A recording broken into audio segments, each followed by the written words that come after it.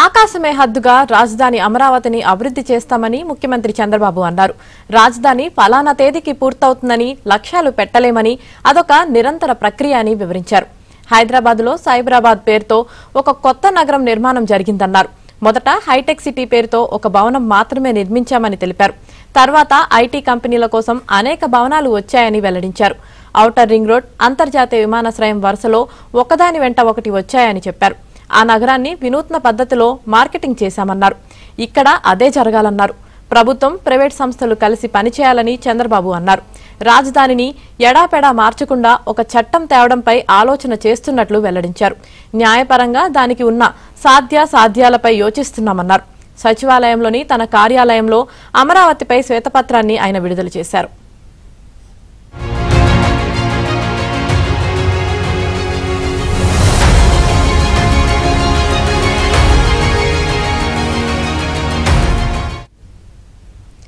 రైతులకు 10 ఏళ్ల వరకు ఇస్తామన్న కౌలు గడువు ముగుస్తున్న నేపథ్యంలో వారితో చర్చించి నిర్ణయం తీసుకుంటామని చంద్రబాబు చెప్పారు.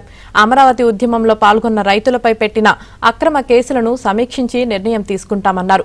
వైసీపీ ప్రభుత్వం విధ్వంసంతో పాటు పాలనను ఒక ఫార్సుగా మార్చివేసిందన్నారు. దేనిని పట్టించుకోలేదన్నారు.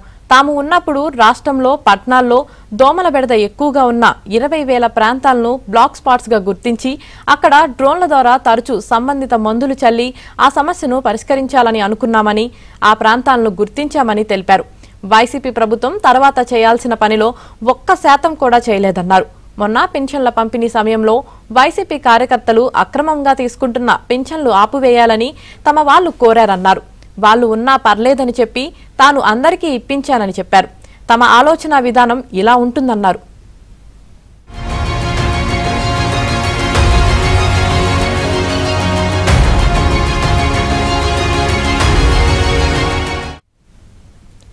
పిచ్చోళ్లు తప్ప దేశంలో ఎవరూ రాజధానులను మార్చాలన్న ఆలోచన చేయరన్నారు. రాజధాని మార్పు పేరుతో జరిగిన వినాశనం మొత్తం దేశానికి ఒక కేస్ స్టడీ అని చంద్రబాబు తెలిపారు. ఒక నిర్ణయం తీసుకొని అమలు చేసిన వాళ్లు అధికారంలో కొనసాగితే అభివృద్ధి వేగంగా జరుగుతుందన్నారు. మన రాష్ట్రంలో మేం మధ్యలో దిగిపోయాం. అయినా మేం నిరాశపడటం లేదు. ప్రజలు నన్ను నమ్మి ఓట్లు వేశారు. దాన్ని నిలబెట్టుకోవాలి. కష్టమైనా నష్టమైనా పనిచేసి చూపించాలన్నారు చంద్రబాబు.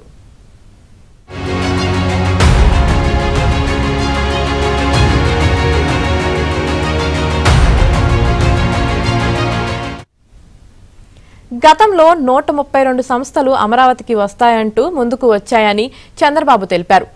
ప్రభుత్వం మారిన తర్వాత 128 సంస్థలు వెనక్కి వెళ్లిపోయాయని ఆగ్రహం వ్యక్తం చేశారు. సింగపూర్ కన్సార్టియం కొనసాగి ఉంటే పెద్ద ఎత్తున ఉపాధి అవకాశాలు సృష్టించేదని, వాళ్లను పంపించివేశారని మండిపడ్డారు. వారందరినీ మళ్లీ పిలుస్తున్నామని వెల్లడించారు. వస్తారో రారో చూడాలన్నారు.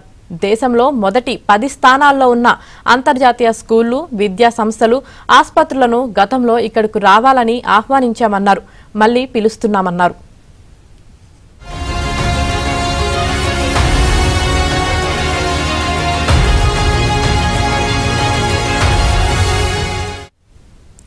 మొదటి 10 కాకపోతే మొదటి 20 స్థానాల్లో ఉన్నవారిని అయినా పిలుస్తామన్నారు చంద్రబాబు. పోయినసారి మేము ఉన్నప్పుడే అమరావతిలో విట్ ఇంజనీరింగ్ విద్యా సంస్థ వచ్చిందన్నారు.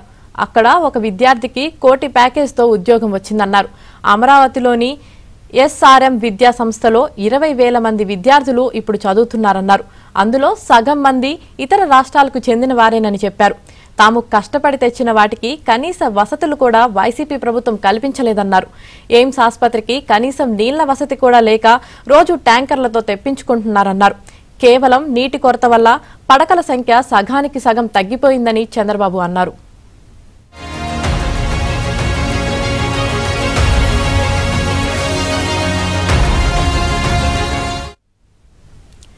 రాజధాని మార్పు పేరుతో అమరావతిని నిలిపివేయడం వల్ల ఎంత నష్టం జరిగిందో ఇంకా అంచనాలు వేయలేకపోతున్నామని చంద్రబాబు చెప్పారు.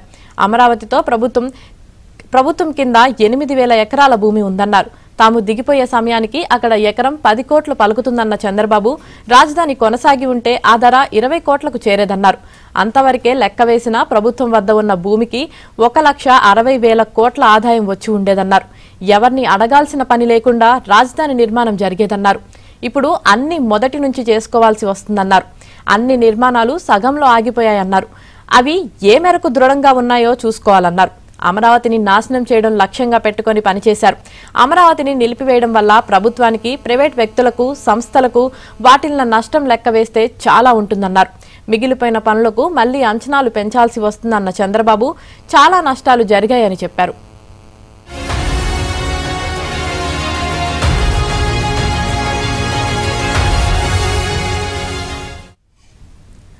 అమరావతిలో మేము ఆనాడు MLA, MLC, IAS, NGO, GO type 1-2Dని అపార్ట్మెంట్లు, ప్రిన్సిపల్ సెక్రటరీలు, సెక్రటరీల బంగ్లాలు, judicial complex, advocate block, project office, high court, assembly తదితర భవనాల నిర్మాణాలకు సంబంధించి 9,617 కోట్ల మేర పనులు అంచనా వేస్తే సుమారు 1,958 కోట్ల పనులు జరిగాయన్నారు చంద్రబాబు. రాజధాని లేదని ఏపీపై పెట్టుబడిదారులు నమ్మకం కోల్పోయారన్నారు. ఒక వ్యక్తిని పాలకుడిని చేస్తే భవిష్యత్తును నాశనం చేశాడని వెల్లడించారు. తిరిగి నిర్మాణాలు ప్రారంభించాలన్నారు.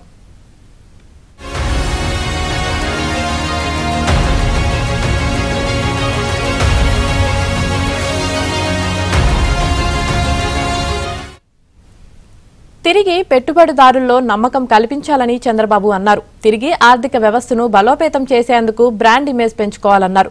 తిరిగి ప్రపంచ స్థాయి రాజధాని నిర్మించుకోవడం ద్వారా రాష్ట్ర ఇమేజ్ను పెంచుకొని ప్రజల్లో ఆత్మవిశ్వాసం పెంపొందించుకోవాలన్నారు. అమరావతి నిర్మాణం ద్వారా ఉపాధి కల్పన, సంపద సృష్టి జరిగి పేదరిక నిర్మూలన జరుగుతుందన్నారు. 26 జిల్లాల ఆదాయ వనరు అమరావతిదన్నారు. 175 నియోజకవర్గాల యువతకు ఉద్యోగాలు కల్పవల్లి అమరావతి అని చంద్రబాబు వ్యాఖ్యానించారు. ఈ కార్యక్రమంలో మున్సిపల్, పట్టణాభివృద్ధి శాఖ మంత్రి నారాయణ, ఆ శాఖ ప్రత్యేక ప్రధాన కార్యదర్శి అనిల్ కుమార్ సింఘాల్ పాల్గొన్నారు.